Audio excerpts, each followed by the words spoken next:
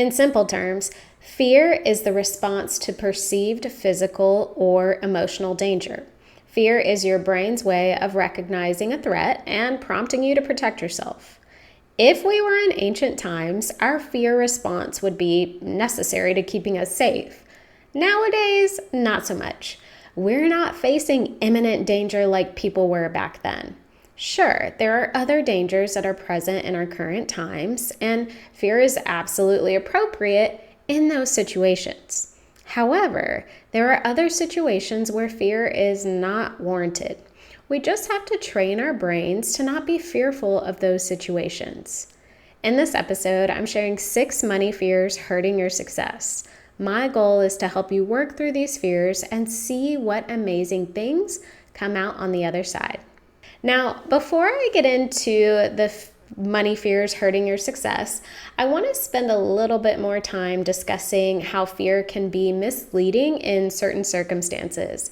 And I will give you an example from my previous experience with fear. So back when I worked for that major financial institution and I was growing in my career, an opportunity came up for me to give a big presentation to the department leader. Okay, so I had to put together a presentation, I had to present it to him, and as a result, hopefully my proposal would have resulted in us moving forward with what I was presenting. I was incredibly nervous. My heart was racing. My palms were sweaty. I was thinking about it all day. I was practicing so much and I was very anxious. But for what? Like, when I think back, what was I so afraid of? I wasn't in any physical or emotional danger. And outside of the bank, no one even knew who this leader was. Yes, in my department, he was a big deal. But if I were to go to Walmart and say his name to someone, that person wouldn't even know or understand or care. And so that was such an awakening moment for me, because it really does prove this notion that fear can exist in situations where maybe our brain thinks we're in physical or emotional danger, but we're really not. So we have to recognize it and train our brains to do something differently. So I thanked my brain for triggering a fear response to keep me safe. I appreciate what it was doing, but concluded that I wasn't in danger. It wasn't necessary for me to have this response of anxiety and my heart racing and sweaty palms and just being incredibly nervous. And while this doesn't mean that I was never nervous again in future presentations, because I think, you want to do a good job. There are instances where those nerves make sense.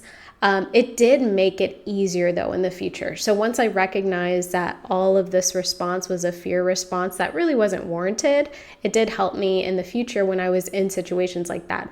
Almost so much so that I would seek out those situations. So any opportunity I have to give a presentation to a group of people, as uncomfortable and nerve-wracking as it initially feels, I always say yes, because I want to work through that fear. I totally understand my body's response to it, but I have to check myself and check my brain and remind myself that, hey, I'm not in danger. And in fact, this is helping me to prove that I'm not in danger and helping me to do bigger and better things. So if you have instances like that where you've had a fear response or you've been scared and nervous and anxious and you really take the time to think about if you're in true danger or not, I think it's a big wake-up call for most of us. All right, let's dive into the money fears that are hurting your success. First one, fear of investing. When it comes to the fear of investing, I think there are 2 big drivers here, and it's a lack of knowledge and a scarcity mindset. Most people are scared of investing because they don't know what to do, and it sounds intimidating. Terms like stocks, the market, and other investing jargon terrify people because it's not commonly known or understood. And I don't fully blame people for this. I think society plays a huge role in keeping people in the dark about the importance of investing. So there's a little bit of societal changes that need to happen. I definitely think that if more people knew about it, wealth can be spread more evenly, and that doesn't always benefit the ultra wealthy, but that's a conversation for another podcast episode. Today, let's focus on why people have a fear of investing. And going back to the lack of knowledge. The reality is investing is something that isn't commonly taught. It's not talked about as much, and that's changing nowadays. But the reality is investing isn't that hard to understand. And there are people, resources, platforms out there to help bridge that knowledge gap. Myself and the City Girl Savings blog and podcast included. I definitely want you to check out episode 107, Adding Investing to Your Money Goals with Mark Russell, for some additional insight into the importance of investing and how you can get started even on a small scale. But ultimately, the power is in the individual's hands to bridge that knowledge gap, right? Like you have to go out and seek the information you need to get started with investing. Investing is truly one of the best ways to build true long-term wealth. So if you don't know what to do, you have to take the initiative to go seek the resources and the guidance to learn what it takes. So if you're afraid to invest because you don't know what to do, take action to bridge that knowledge gap. Now, the second driver I mentioned was a scarcity mindset. And people have a fear of investing because they don't want to lose money. Maybe they have had a bad experience in the past. Maybe they know someone who lost money. Regardless of what is driving that fear, they are scared to invest because it means there's a potential to lose money. And I will say this is true, right? When you invest in the stock market, there is an opportunity for money to your balance to go up and down, right? Like the possibility of losing money is there. However, the goal of investing is to keep your money there long term, right? So if you're thinking of investing as like, let me make money quick, that's when you'll probably see yourself losing money. But over the course of time, the historical rate of return on investments in the stock market is 8 to 10%. So historically speaking, while your portfolio balance may go up and down over time, you should have that 8 to 10% rate of return. And as long as you're willing to stick it out, you're going to see that. But I do also want to add that like no risk, no reward. So yes, there is an opportunity that you will, there is a potential for you to lose money in the stock market. Nobody knows exactly what the future is going to bring, but no risk, no reward. If you want the 8 to 10% rate of return, you're going to have to be a little bit risky. It's just the way it goes. But I think if you can stick it out, stay in it for the long term, ride the waves, the highs and lows that will come with investing in the stock market, if you can power through all of those things and not let that fear of losing or that scarcity mindset hold you back, you can come out on top for sure. The next money fear hurting your success is the fear of digital banking or high yield savings accounts. So I've talked about high yield savings accounts quite a bit on this podcast because they truly are a game changer in terms of making money with the money you have, especially right now when the national interest rates are high. But a high yield savings account is an account that is offered through an online bank. So an online bank means you can't go into a physical branch. There's no brick and mortar locations, but because of that, they can afford to pay out more in interest to their customers because they don't have the high expenses and costs of running and operating brick and mortar locations. So I think the thought that someone can't actually go talk to someone face to face when it comes to their money is terrifying for some people. So they don't even want to deal with anything digital or online because they have this fear of, well, maybe my money is getting lost in the ether. The fear of digital banking includes, not seeing a physical branch person or representative or, actual location, thinking your money is going to get lost in the digital system, and fearing that maybe you're being watched, right? So these are all common fears that drive this notion of not wanting to get into digital banking. And I do understand it to a point, but I think where we're at in society and the times that we're in, a lot of stuff is done digitally. Even your brick and mortar branch, your Wells Fargo, Bank of America, a lot of times we're functioning from their app or their website, right? So we're already in the digital banking system. It's just if something were to go wrong, you could literally walk into a branch and talk to someone. You can't necessarily do that with an online bank. But that's not to say there aren't customer service opportunities. You can email, you can chat, you can call. So you can get in contact with someone. I think another important thing to note here is that just because your money is with an online bank doesn't mean your money isn't as safe. So just like your Wells Fargo, Bank of America are FDIC insured, so are the bank accounts through online banks. So your money is just as protected in those types of banks as well. And I understand it's probably more comforting to see like physical cash, you see it next to your checking account or you see it in your checking account. But the reality is, if you're not putting your savings, so money that you have no intention of touching, in an account that's generating you 4% in interest, you're losing money. Inflation alone makes your cash worth less in the future. So I definitely want you to work through this fear of digital and online and get yourself set up with a high yield savings account. Do things like investing that can help you protect yourself from growing inflation or rising cost of living so that your value of your dollars are worth more over time and not losing over time. The next money fear hurting your success is the fear of an emergency.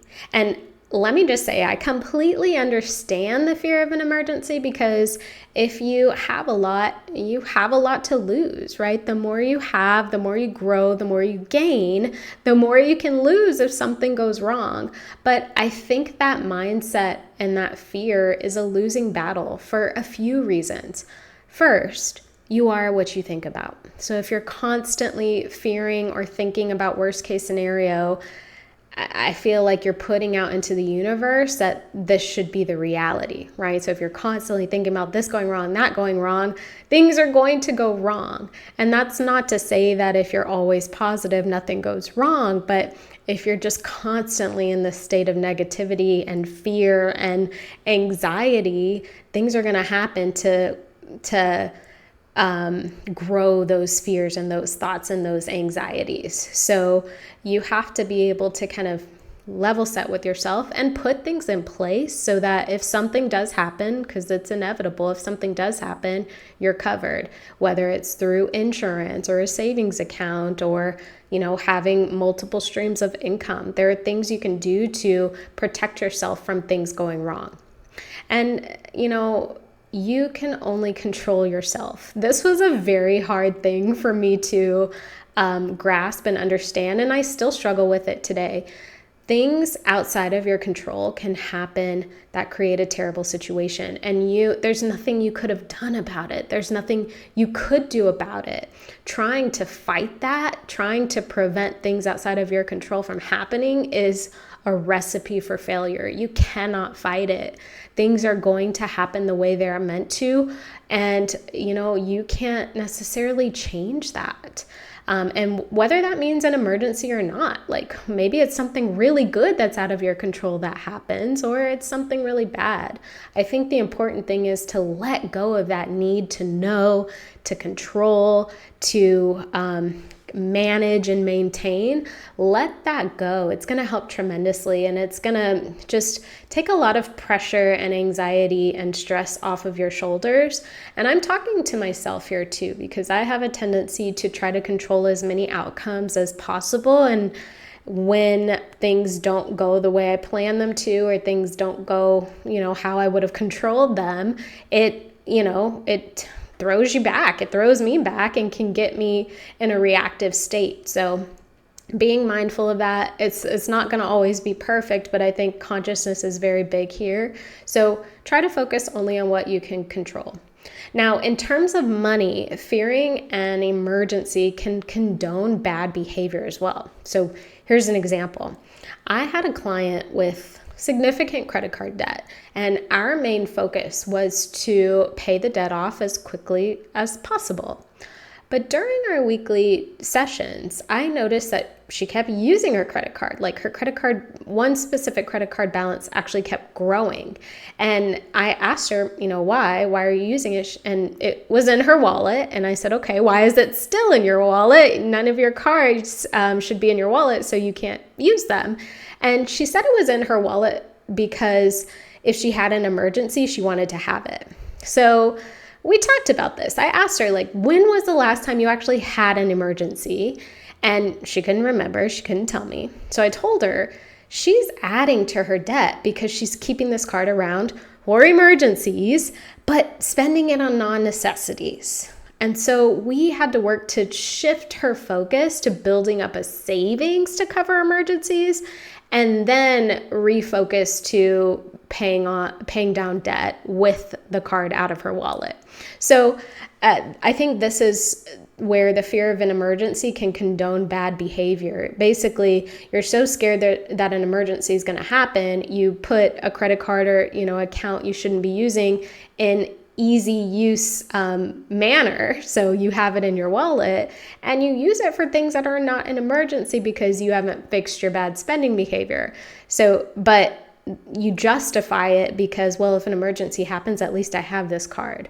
So it's definitely going to take, again, being conscious and mindful, but working through that. And I think the fear of an emergency can really keep you from seeing success with your money. In the case of my client who overspent, but also in the case of you hoarding money that could be leveraged to help you make more. If you are so focused on an emergency happening and making sure you have so much money put to the side for this emergency, you could be missing out on opportunities to grow your money. And that leads me into the next fear, which is the fear of a low checking account balance. Now, I see this specific fear a lot with a certain set of clients. So these specific clients make very good money. So they have a large paycheck, so large amounts of money coming in. They have large checking account balances, but they have no savings or very low savings account balances and credit card debt.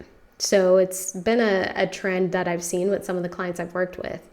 The money in their checking account can totally wipe out their debt, but they don't use it for that. They keep it in their checking account because they have a fear of a low checking account balance. And with these clients or even other clients who don't like low checking account balance, I have to help them shift their mindset, because the reality is money in your checking account in excess of bills and you're spending money in a small buffer does nothing except make you feel better, right? So any extra money you have in your checking account outside of bills and spending and maybe a little wiggle room for stuff to come up, anything in excess of that is purely there to make you feel better. It's not gaining any interest. Checking accounts don't have interest. It's not helping you grow your money, right? It's not being invested. It's just sitting there.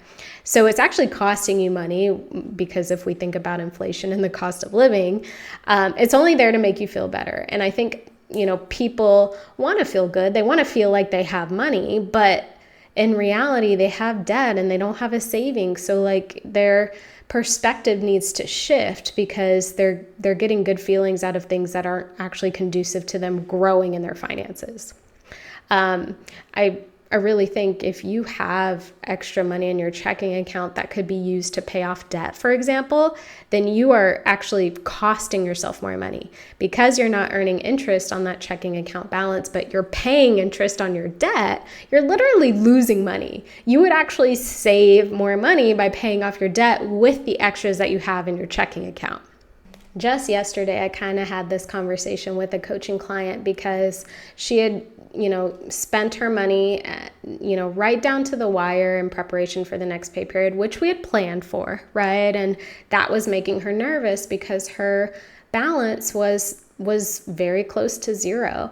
And I had to remind her that just because she sees zero in her checking account does not mean she doesn't have money. I had to help her understand that her determination of wealth is not strictly based on the balance in checking. It's based on the value of all of her assets. So all of her savings accounts, everything that we're putting money to the side for, right? Getting it out of checking and putting it in places that are actually going to help her grow. And it's a constant reminder. It's not something that you just say it once and it sticks. You have to, check yourself and retrain your brain to understand that your wealth is not based solely on your checking account, but on accumulation of all of the assets you have.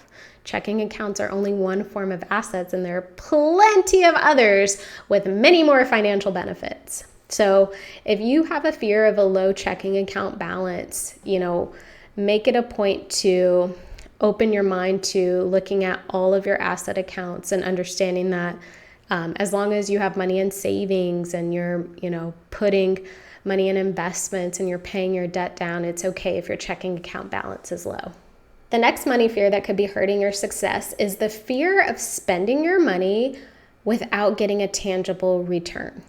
So have you ever considered investing in a coach, a trainer, a course, or even a workshop, only to see it as you losing money? So it's just another bill, it's just another expense. If the course was $500, instead of seeing all of the value you could get and the changes you could make and the results that could come from this course, you only saw yourself losing $500.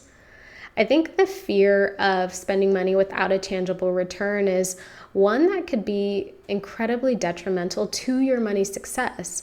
Oftentimes, those investments result in you learning what you need to change about yourself.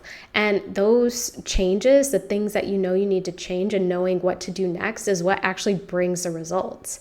So investing in something that doesn't necessarily yield a tangible return does require a little faith. But like I said earlier, no risk, no reward. If you're not willing to invest in yourself or take a chance on an unknown outcome, you'll always stay where you are. And I'm not saying invest in everything, but if you find something to invest in that you truly need, but you're scared, I want you to really think about what could be on the other side of that investment. Don't see it as you're spending your money and you're not getting anything in return. See it as I'm investing in improving my knowledge and growing in this particular area so that the results I get in the future are exponential. The final money fear hurting your success is the fear of never having enough. Now, this is a dangerous one because the reality is there will always be more, better, bigger. There will always be someone with more. There will always be a better way to do it. And there's power in that. One, it can hold you back because you feel like what you don't have isn't good enough, but it can also empower you to continue growing. And I think to break through this fear of never having enough, you first have to appreciate what you do have. So gratitude is the antidote to feeling like you never have enough. And once you can appreciate where you are, what you have, then you need to identify the things or the goals that matter to you, the ones that are worth working towards. And those are the things you go after. Staying in this constant state of fearing you'll never have enough means you won't see opportunities for investment. You won't take those opportunities. You won't see opportunities for you to make more money or opportunities that will actually make you happier in general. You'll be holding on so tightly to what you do have because you're scared you'll never have enough, but you'll be miserable because there's so much more you don't have, and that's just the reality of it. There's always more, bigger, better. So appreciate where you are, appreciate what you have, and identify what's worth working towards and strive for those things, work towards those things. And don't do it from a place of, I'm not happy with what I have. Do it from a place of, I greatly appreciate what I have. Let me go out and get some things that truly matter to me. So if you have any of the money fears I discussed today, it is time to break free. They are causing more harm than good and can be keeping you from amazing outcomes. I want you to take some time to reflect on what fears you have with money, then research some ways of releasing those fears. I also want you to check out episode 10, Conquering the Fear of Failure and Redefining Success. In the past, a fear of failure was something I had, and I walk through how I broke through or powered through that fear and redefined what success looks like to me. So definitely check that out. It'll be in the show notes, but it's time to break through these money fears and be happier and healthier as a result.